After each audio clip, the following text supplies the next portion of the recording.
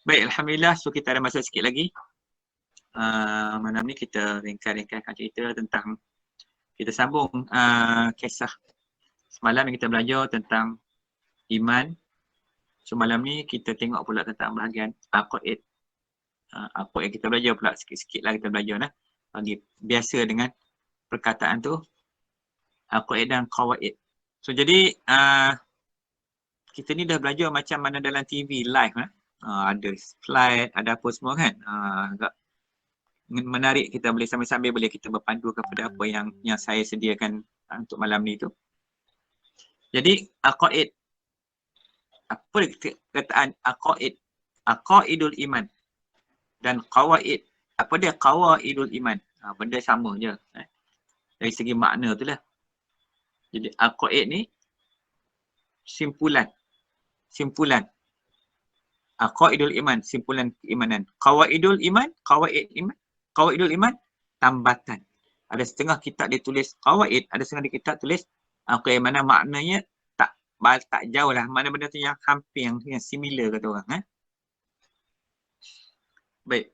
Jadi apa dia sebut di sini? Jadi aqaidul iman dan qawaidul iman. Aqaidul iman itu ialah simpulan-simpulan ataupun ikatan-ikatan atau tambatan iman, yakni kepercayaan seseorang terhadap Allah dan Rasulnya.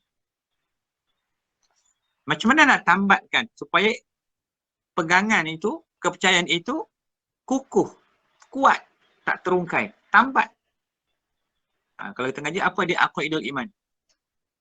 Nanti kita belajar satu-satu nanti. Kita faham dulu maksud perkataan tu, senang bila kita sebut nanti.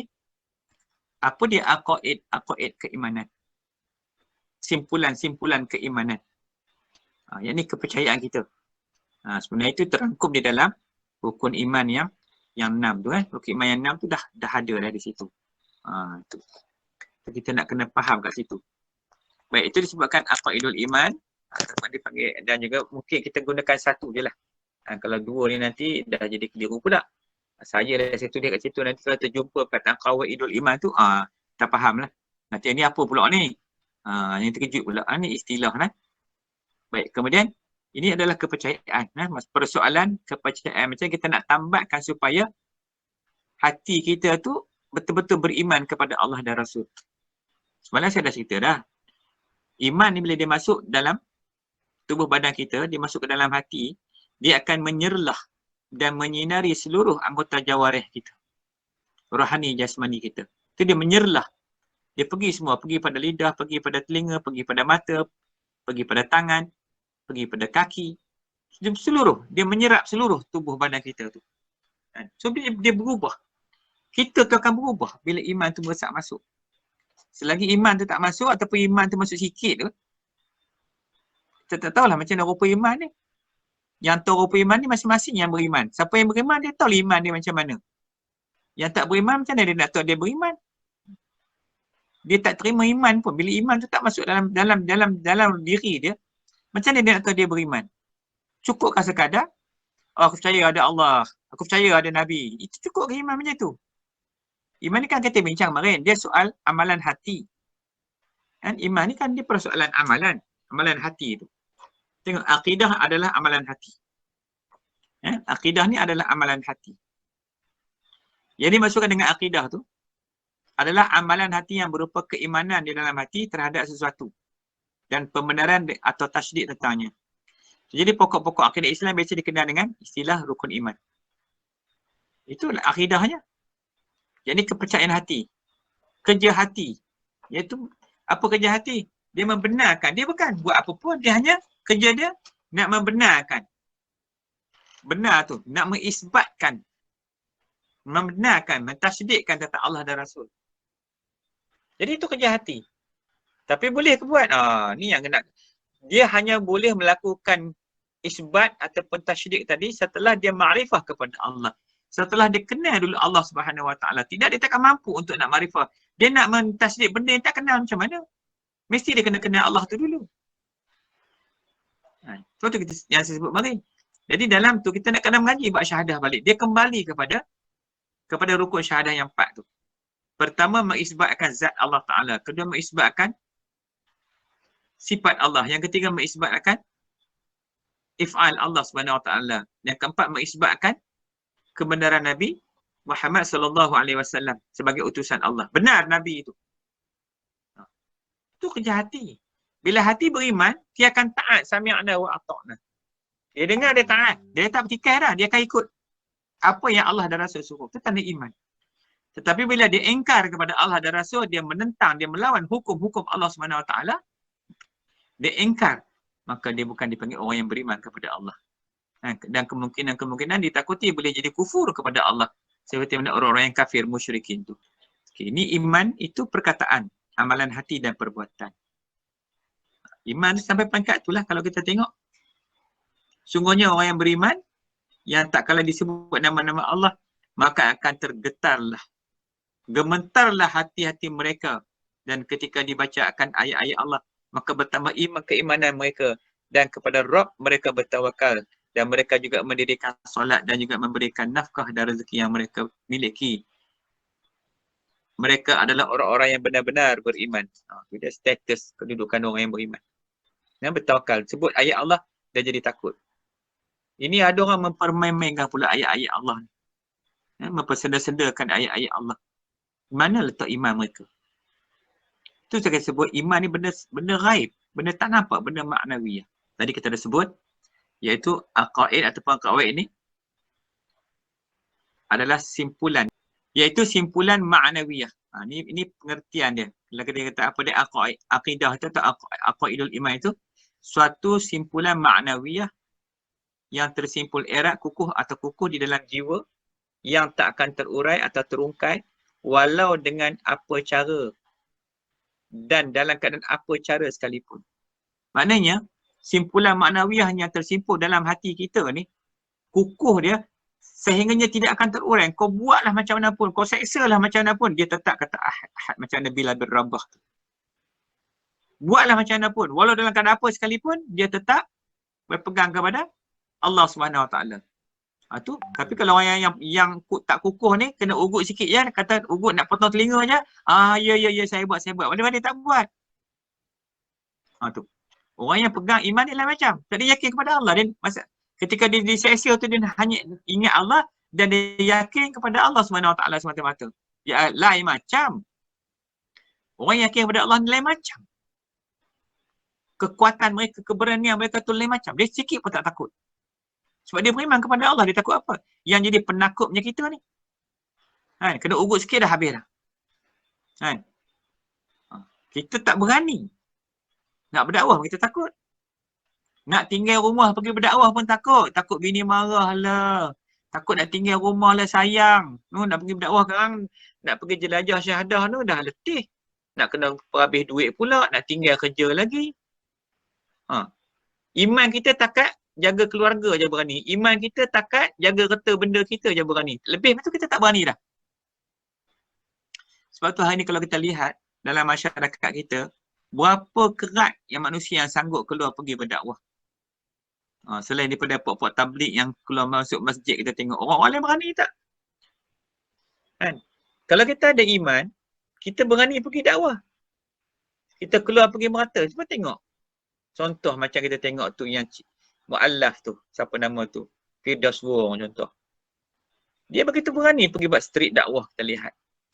Abid Liu ni, tengoklah cara dia buat kerja. Macam mana? Pasal apa mereka ni berani? Walhai Islam ni baru sangat. Ni kita yang dah puluh tahun, dah tua, dah nak mati dah. Tak berani-berani lagi duduk sayang ke tempat tidur kita dekat rumah. Takut kalau keluar pergi dakwah kan nak kena tidur kat masjid lah, tidur atas simen lah, tidur itu. Kita takut segalanya, takut kita nakkan keselesaan di dalam rumah tangga kita. Kan kita dah biasa dipanggil, kita dah duduk dalam comfort zone, dalam kesenangan tu. Macam mana kita beriman?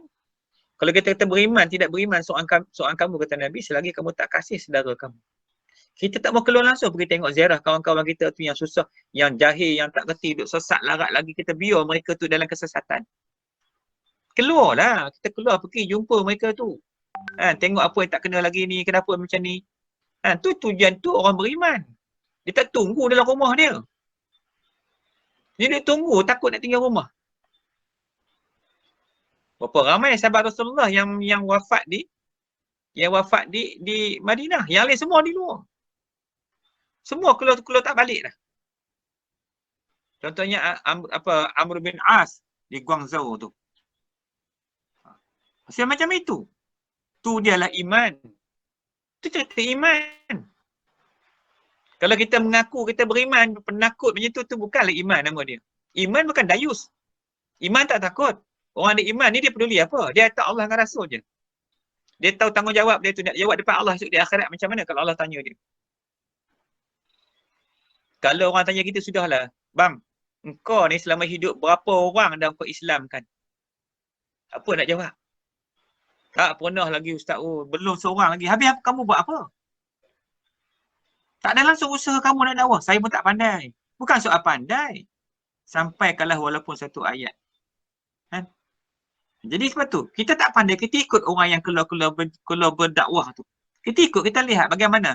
Kita boleh merasai bagaimana seronoknya kita, gembiranya kita. Bila kita lihat orang-orang yang dalam kebingungan mencari Tuhan. Jumpa dengan kita ajar balik syahadah mereka tengok. Mereka sangat-sangat seronok tengok.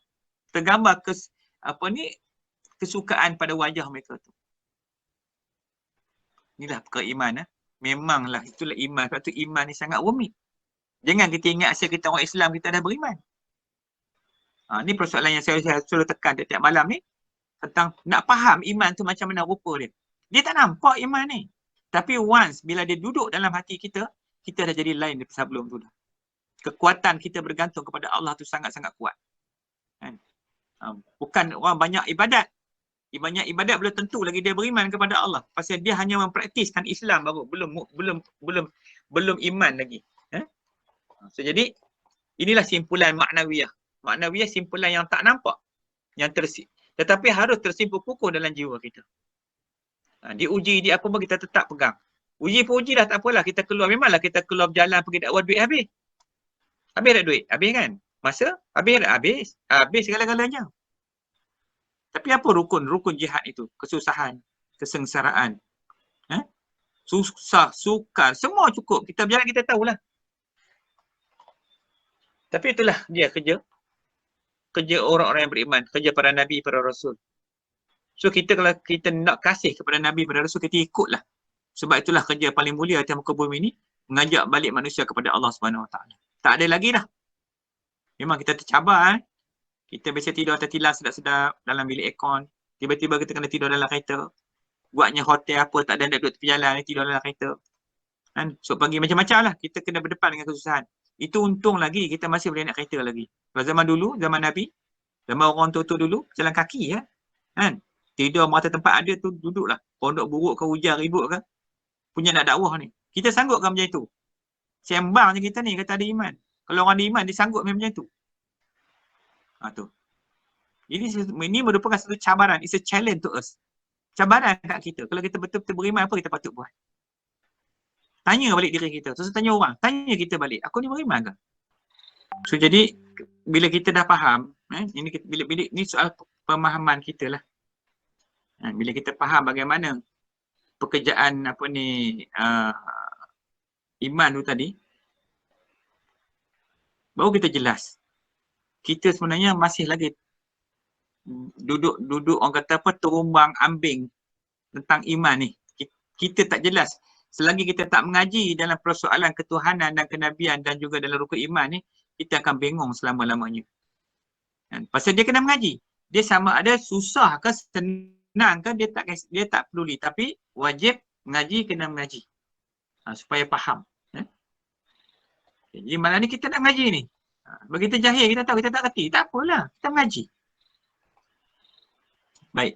Apa makna huraian akidah tu? Jadi, bila kita dah mula faham, kita dah mula memahami tentang persoalan akidah. Ni secara ringkas je kan. Kita detail, kita tak cukup. Masa setengah jam, 40 minit ni nak ngaji macam ni. Bukan masa panjang. Tapi sebagai pengenalan, introduction kepada masalah ni, akidah ni, baru kita nampak nanti. Jadi, kalau kita lihat di situ, sebelah kiri tu, ikatan tu. Ikatan tu ialah pegangan. Pegangan. Yang menyimpulkan kepercayaan dalam bentuk gaib. Iman ni nak pegang. Kita mesti pening nak mikir. Mesti confirm pening punya. Mesti blur. Macam mana nak pegang Ustaz? Macam mana kita nak pegang iman kita? Bila kita ada iman, kita tahu lah nak pegang macam mana. Yang masalahnya iman tu tak masuk dalam hati kita. Kita nak pegang macam mana? Benda tu tak ada kat kita. Jadi, pegangan ni kena kuat.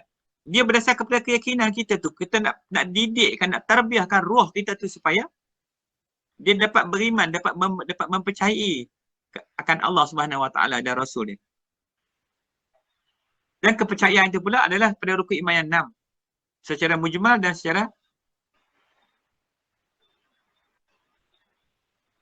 tafsilinya. Secara ijmal lah macam mana? Yang semalam kita belajar amantu billahi wa bima qala Allah Taala, amantu bi rasul bima qala rasul. Secara tafsirnya yang 6 tu. Amantu billahi wa malaikatihi wa kutubihi wa rusulihi wal yawmil akhir wal qadiru khairihi wa syarrihi min Allah Taala. Tu nak kena faham betul-betul. Bukan boleh hafal je. Tak cukup hafalan, kena faham. Kemudian tersimpul erat. Tadi saya sebut suatu ikatan tersimpulan yang tersimpul erat. Ni huraian dia. Maknanya yang melekat kukuh dalam hati. Semakin diuji, semakin kuat. Iaitulah yakin. Macam tali tali yang kita tambat tu, yang tu, tambat tali tu. Lagi ditarik, lagi kuat. Lagi ditarik, lagi kuat. Lagi ditarik, lagi kuat ikatan dia. Lagi kemas tali tu. Macam tu. Itulah dia yakin. Tapi kalau kita tak dapat keyakinan, duduk tempat martabat zon ataupun waham ataupun syak, tarik tali tu, tercabut terus tali tu. Mana ikatan tu tidak kuat. Kemudian simpulan yang tersimpul erat di dalam hati. Apa dia hati? Ataupun jiwa kita sebut kat situ. Iaitulah roh manusia. Roh kita itulah tempat ataupun diri manusia yang mengenal akan Allah Subhanahu Wa Taala. Yang mengenal Tuhan tu roh. Jasad kita ni tak kenal pun.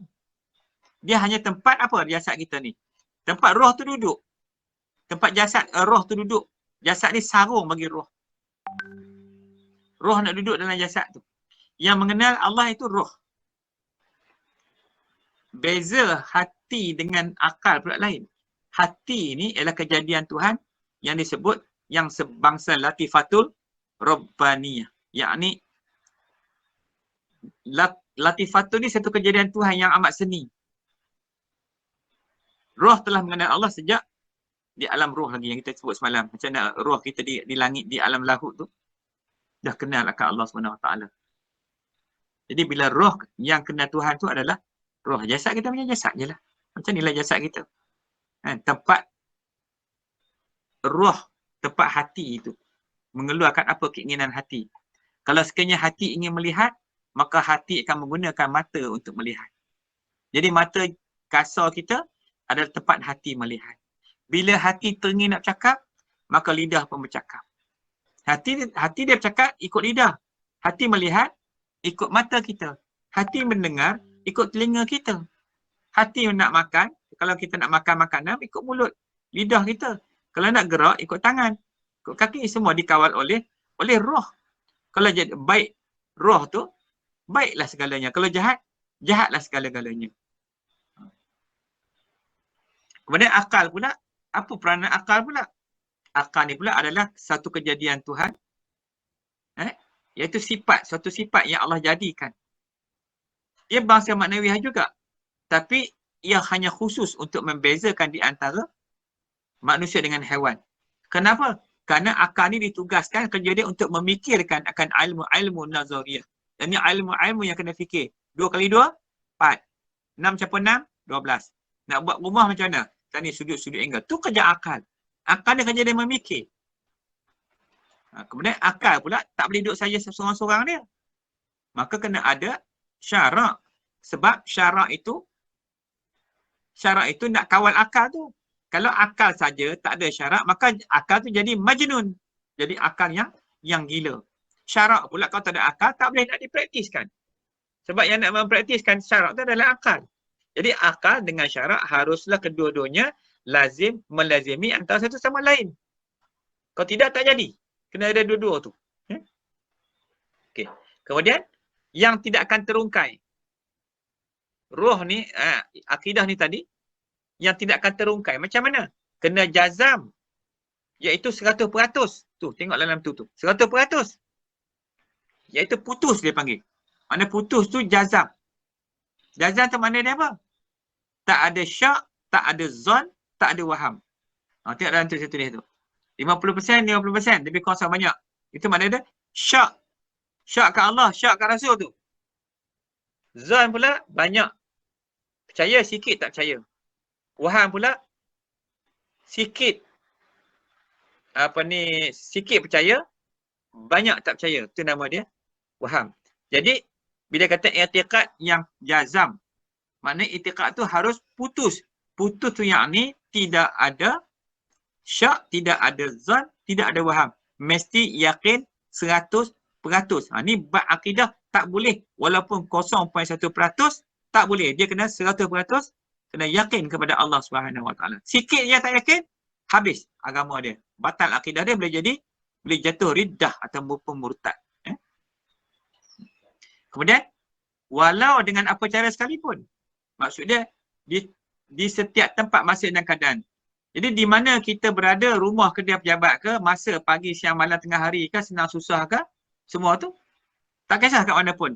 Itu dia akidah, dia panggil suatu akidah Islamiah. Maknanya suatu kesimpulan manawiyah yang tersipu kukuh di dalam hati, di dalam jiwa, yang tidak akan terungkai, terurai, walau dengan apa cara sekalipun. Dia tetap pada pegang dengan Allah. Allah macam bila kena seksa ahad, kata dia. Ahad, begitu.